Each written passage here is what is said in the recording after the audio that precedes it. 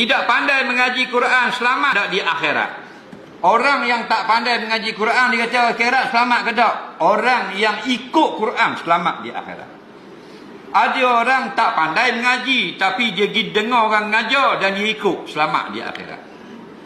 Orang kata haram dia tinggalkan, orang kata tak boleh dia tak buat. Dia tak baca Quran tak pandai. Bang, tapi dia dengar tu duduk khabar. Gini tak boleh, haram. Dia pun tinggal. Padahal itu daripada Quran.